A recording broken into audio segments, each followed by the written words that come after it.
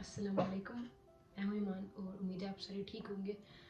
तो आज मुझे फाइनली इतने दिनों बाद वीडियो बनाने का टाइम मिल गया और मैं वीडियो बनाऊंगी आज एडमिशन के सारे प्रोसेस के मतलब और कोशिश करूंगी आपको समझ आ जाए। मैं सारे लिंक्स वगैरह अटैच करूंगी क्योंकि 19 जुलाई को एडमिशन बंद हो रहे हैं। तो मैं यहाँ पर एक पिक्चर अटैच कर रही हूँ जिसमें सारी इन्फॉर्मेशन है कि आपको कौन कौन से डॉक्यूमेंट्स चाहिए एडमिशन अप्लाई करने के लिए।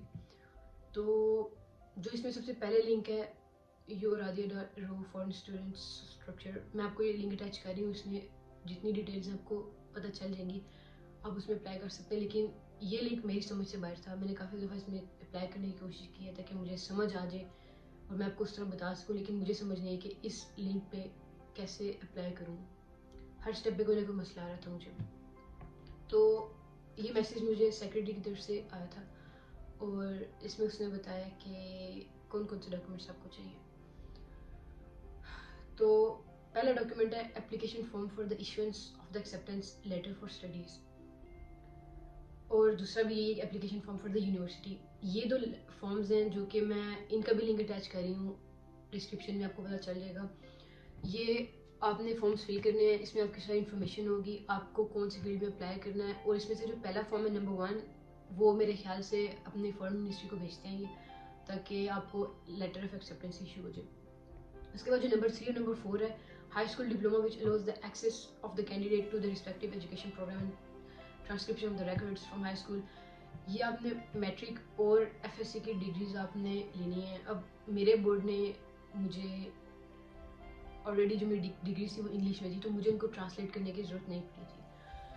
अब डिपेंड करता है कि अगर आपकी डिग्री किसी और उर्दू में, फॉर एग्जांपल उर्दू में ही होंगी और किसी और लैंग्वेज में नहीं हो सकती, उर्दू में होंगी तो आप उसको ट्रांसलेट करवाएं किसी भी सर्टिफाइड ट्रांसलेटर से, यानी कि इस्लामाबाद में, लाहौर, कराची, किसी भी सिटी में आपको कोई ट्रांसलेटर मिल जाएगा। आप इंटरनेट पर सर्च करें।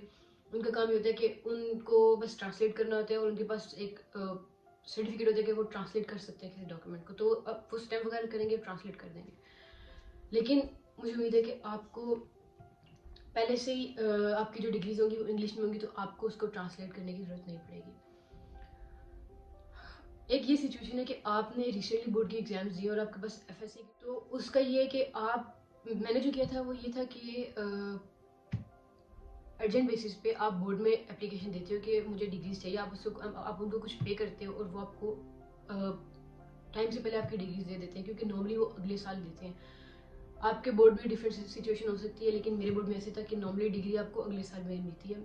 जब आप यूनिवर्सिटी में होते हो या किसी भी फील्ड के फर्स्ट ईयर में होते हो तब आपको जाके डिग्री मिलती है। तो लेकिन मैंने अप्लाई किया था और मुझे तकरीबन 2-3 वीक्स में उन्होंने डिग्री दे दी थी। मुझे एग्जैक्ट उनका टाइम ड्यूरेशन नहीं याद, लेकिन आपको डिग्री जल्दी मिल सकती है अगर आप पहले अप्लाई करें। बोर्ड की वेबसाइट पे जाके, बोर्ड की वेबसाइट पे हर चीज़, हर इन्फॉर्मेशन आपको मिल जाएगी कैसे आप टाइम से पहले अपनी डिग्री अप्लाई कर सकते हो। उसके बाद birth certificate copy and legalize translation. इसका मुझे डाउट है कि ये ज़्यादातर बर्थ सर्टिफिकेट्स उर्दू में होते हैं, तो आप इसके लिए क्या करें कि आपको किसी ट्रांसलेटर के पास जाना पड़ेगा। आप इंटरनेट पे सर्च करें या आपके किसी रिलेटिव को या किसी को पता होगा कि उस सिटी में कोई ऐसा ट्रांसलेटर होगा जो सर्टिफाइड हो और जो डॉक्यूमेंट्स को ट्रांसलेट कर दे। इंटरनेट पे सर्च करें, सबसे ईजीएस्ट वे है और आपको मिल सकते हैं इंटरनेट पे ऐसे ट्रांसलेटर्स। तो उसके बाद passport copy validity 6 months after the date when the letter of acceptance to studies is issued। अब अगर किसी के पास पासपोर्ट नहीं है तो वो अप्लाई करे अर्जेंट बेसिस पे। अगर किसी के पास है तो उसकी expiry date more than 6 months होनी चाहिए। तो उसके बाद इसकी कॉपी सेंड करनी है आपने पासपोर्ट की। Identity card translated copy.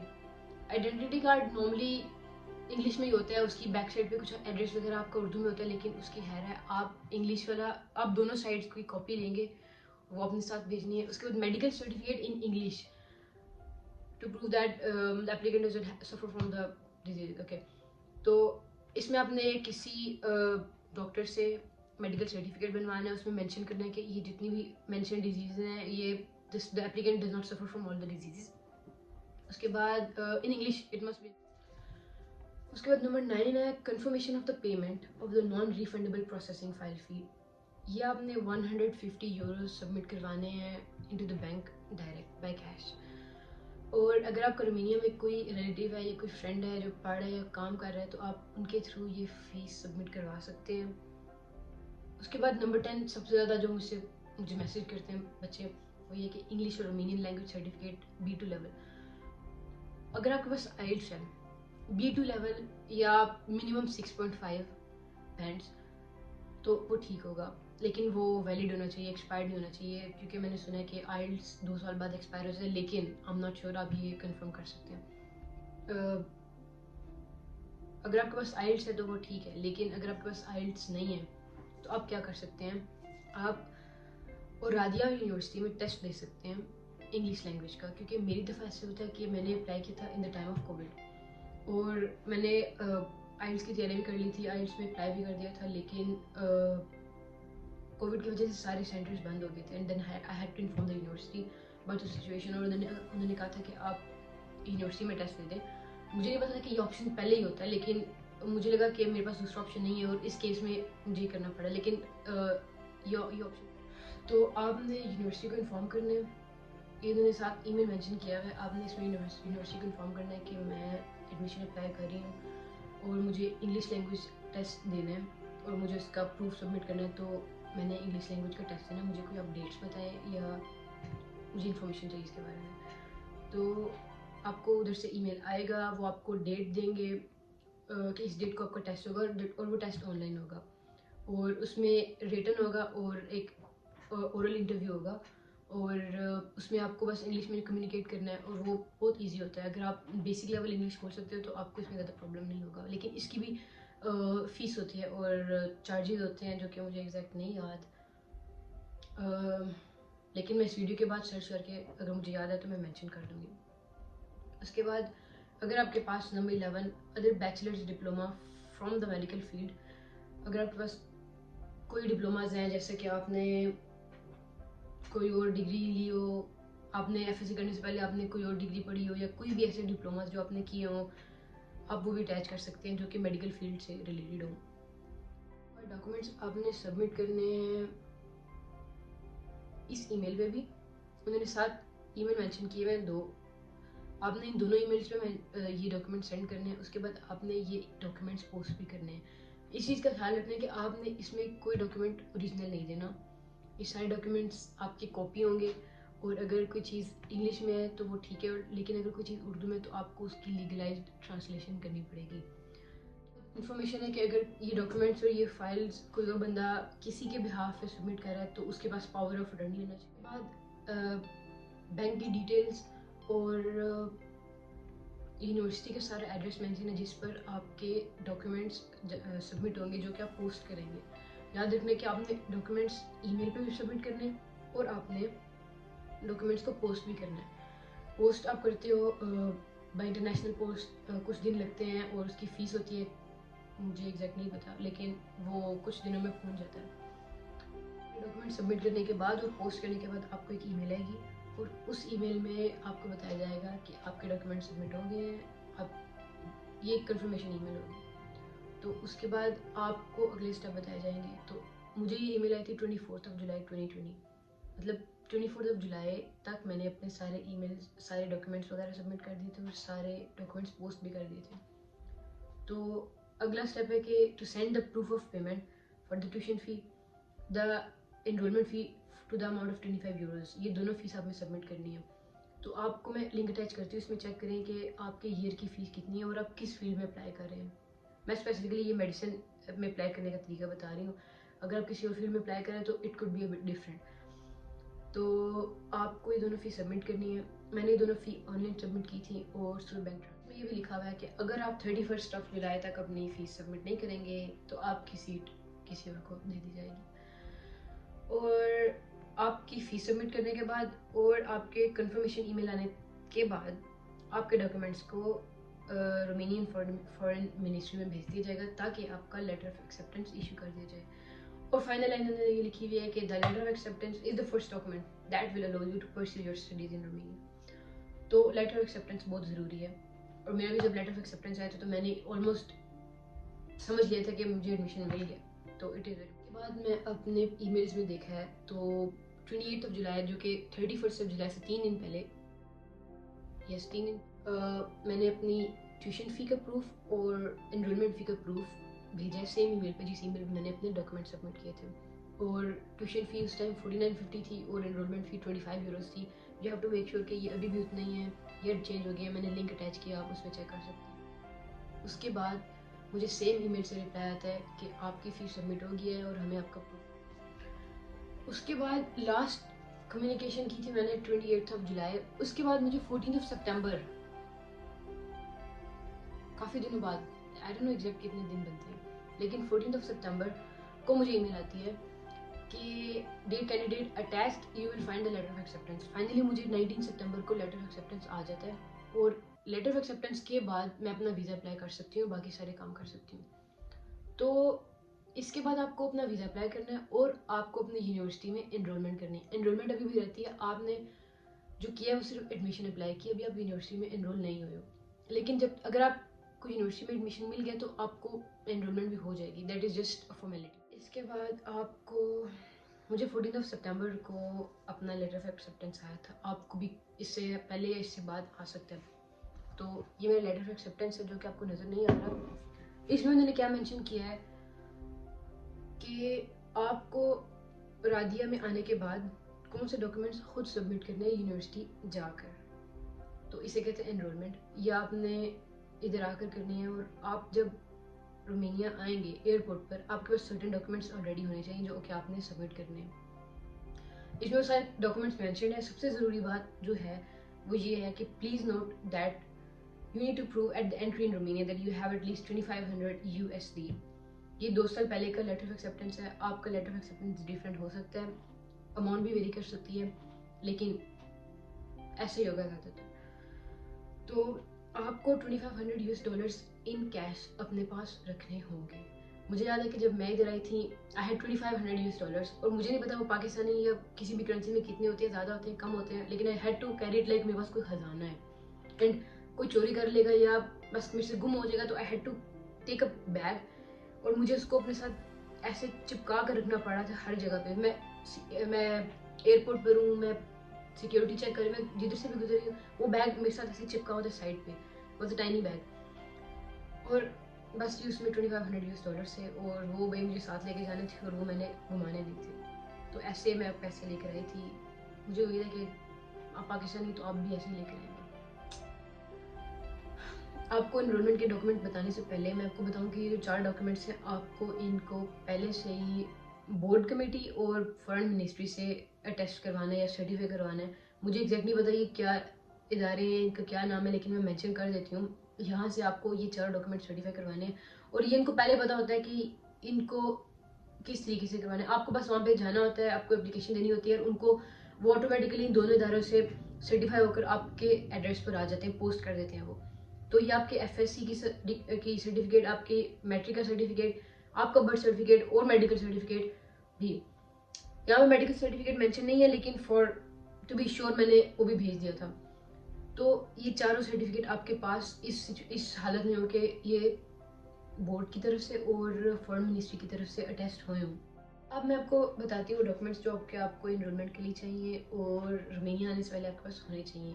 सबसे पहले आपका ओरिजिनल डॉक्यूमेंट्स FSC और मैट्रिक के आपने ओरिजिनल लेके आने हैं, आपने कॉपीज़ नहीं लेके आनी या ओरिजिनल पाकिस्तान नहीं छोड़ के आने। FSC और मैट्रिक के ओरिजिनल सर्टिफिकेट्स और वो किस सिचुएशन में आपके पास वो इन दोनों इदारों से पहले ही सर्टिफाई होने चाहिए, ठीक है। वो ऐसे ही बिल्कुल बगैर किसी स्टैम्प वगैरह के नहीं लेके आने, वो आपने इन दोनों से सर्टिफाई करवाने हैं। उसके बाद आपको अपनी FSC मैट्रिक की डिग्री को किसी ट्रांसलेटर से ट्रांसलेट करवाना है और वो ट्रांसलेटर सर्टिफाइड होना चाहिए। यानी जिस मैंने पहले बताया कि हर सिटी में, ज़्यादातर सिटीज़ में ऐसे होता है कि आपके पास ट्रांसलेटर्स होते हैं, उनके पास सर्टिफिकेट्स होते हैं कि वो किसी डॉक्यूमेंट को ट्रांसलेट कर सकते हैं। तो आप इंटरनेट पे सर्च करें, आपको मिल जाएगा। तो आपको बस अपनी उनको ओरिजिनल डिग्रीज देनी होंगी, वो दोनों डिग्रीज आपको ट्रांसलेट करके साथ अपनी स्टैम्प वगैरह देंगे कि भाई दिस इज सर्टिफाइड ट्रांसलेशन। तो आपको आपके पास सर्टिफाइड ट्रांसलेशन आ जाएगी ओरिजिनल डिग्रीज की।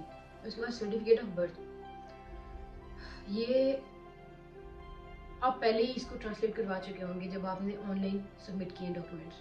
तो आपको अगर तब नहीं किया या आपने वैसे भेज दिए हैं तो अब आपको सर्टिफिकेट ऑफ बर्थ सर्टिफिकेट जो कि नॉर्मली उर्दू में होता है, इसको आपने ट्रांसलेट करवाना है। इसको भी आपने किसी सर्टिफाइड ट्रांसलेटर को देना है, वो आपको रोमानियन लैंग्वेज में ट्रांसलेट कर देगा, ऊपर स्टैम्प दे देगा एंड आपकी सर्टिफाइड ट्रांसलेशन हो जाएगी। मेडिकल सर्टिफिकेट ये आपका ऑलरेडी इंग्लिश में होना चाहिए, इसकी इन्होंने ट्रांसलेशन मेंशन नहीं की तो इसको आपको ट्रांसलेट करने की ज़रूरत नहीं है। Passport having the specific visa for studies इन रोमेनिया। अब ये पहला स्टेप था। आखिरी डॉक्यूमेंट है वो है passport having the specific visa for studies, जो कि आपको तब तक मिल चुका होगा। ऑब्वियसली आप रोमेनिया आएंगे ही तब जब आपके पास वीज़ा।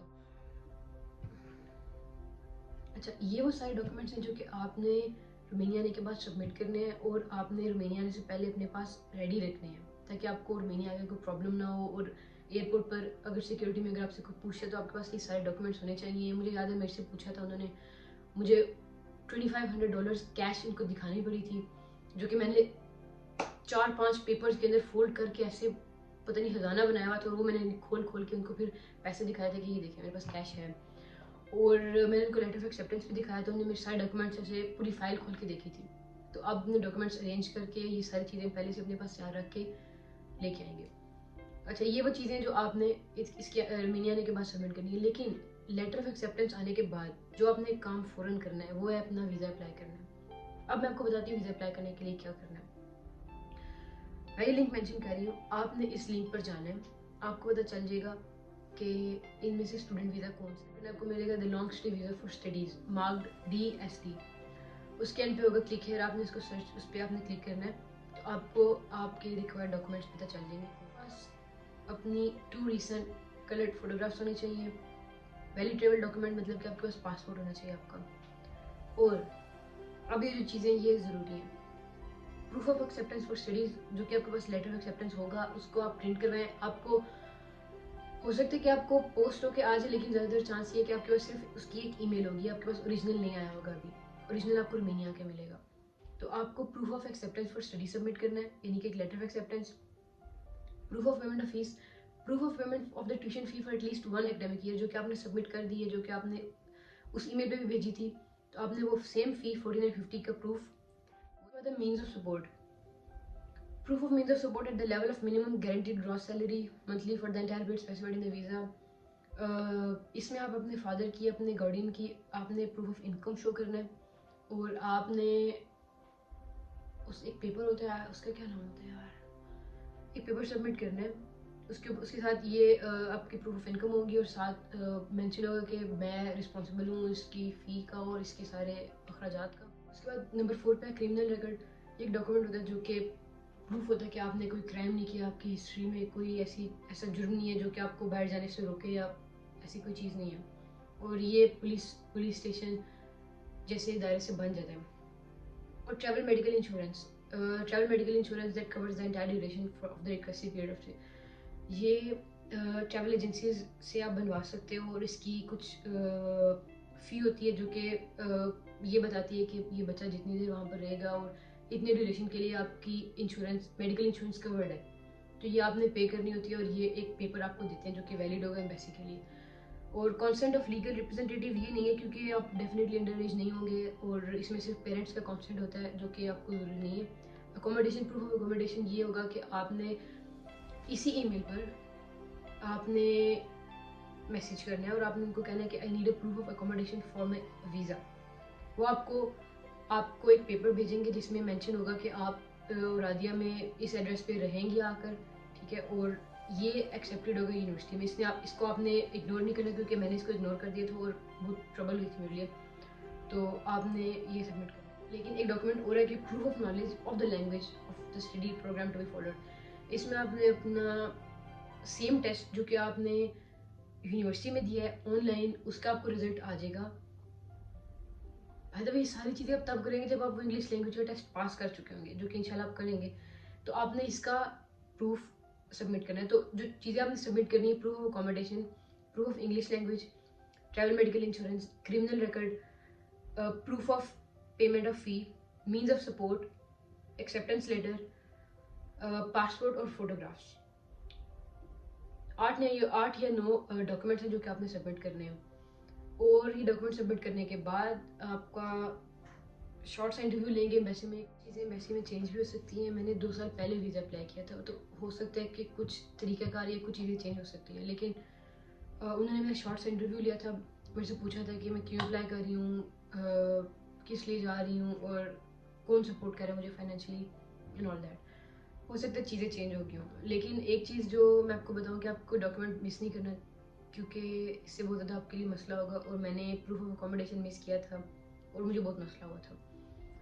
और एक और चीज़ कि आप किसी एजेंट या कंसल्टेंट की मदद नहीं लीजिएगा, क्योंकि मैंने क्या किया था कि अपने एडमिशन के बिल्कुल शुरू में मैंने अभी कुछ भी नहीं किया था, मुझे पता भी नहीं था कि इस यूनिवर्सिटी में अप्लाई कैसे करना है। तो मेरे फादर ने एक कंसल्टेंट को ईमेल की थी कि आप मुझे बता सकते हैं कि स्टडी वीज़ा अप्लाई करने के लिए क्या चीज़ें चाहिए होती हैं।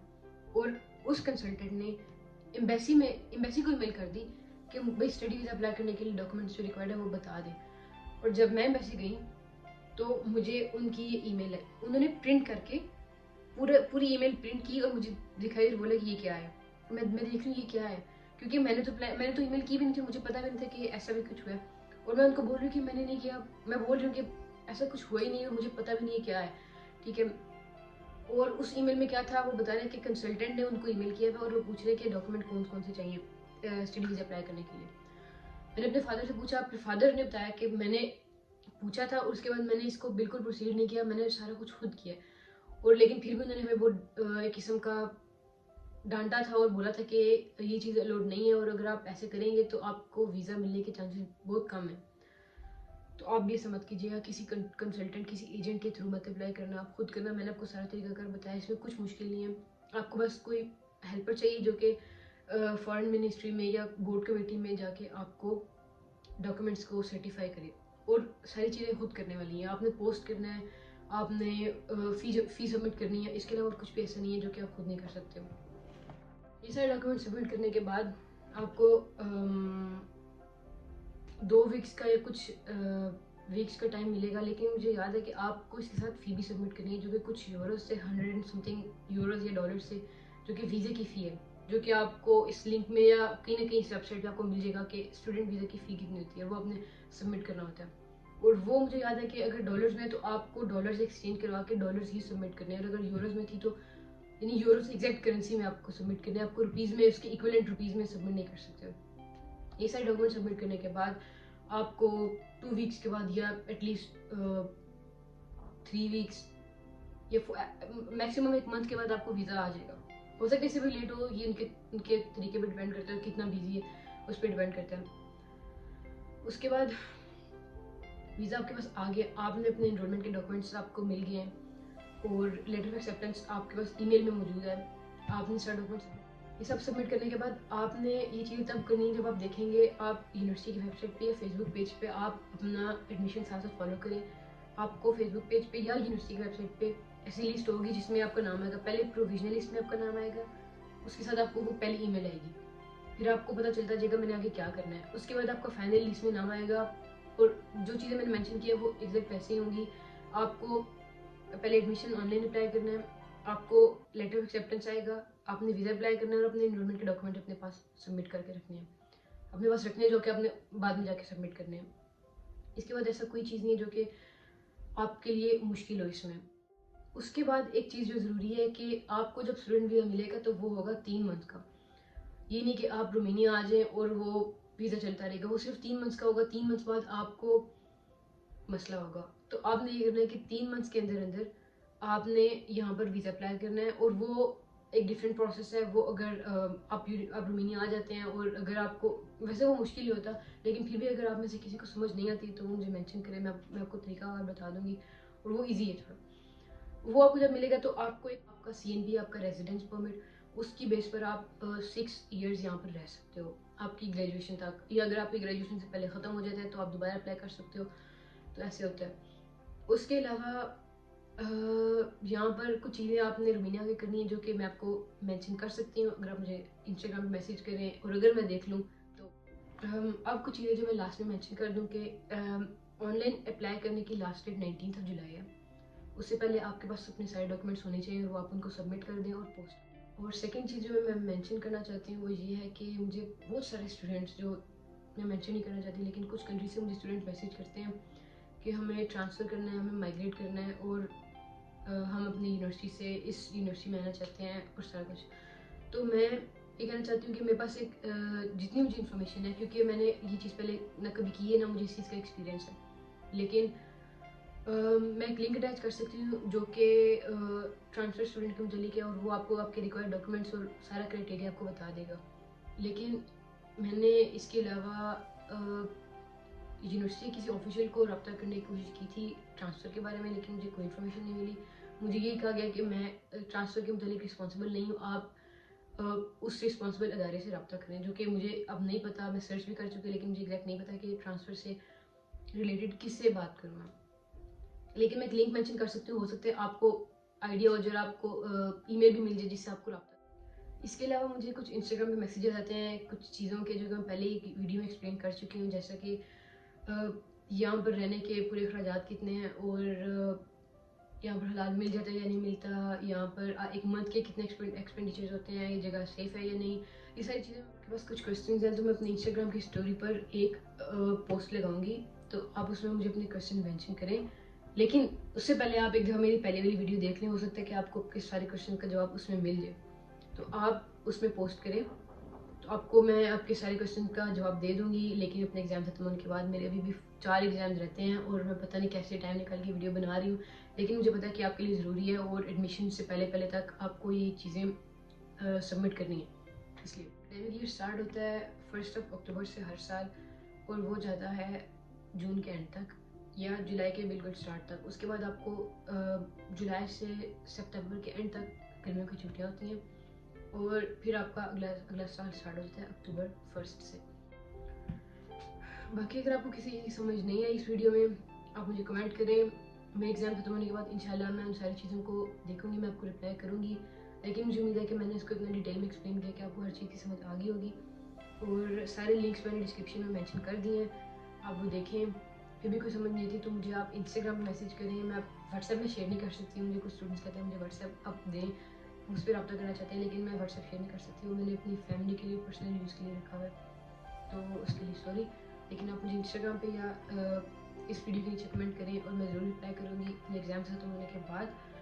और मुझे अपनी दुआ में याद रखें, मेरे एग्ज़ाम्स के लिए दुआ करें, और शुक्रिया। अगली वीडियो में मुलाकात होगी। अल्लाह हाफ़िज़।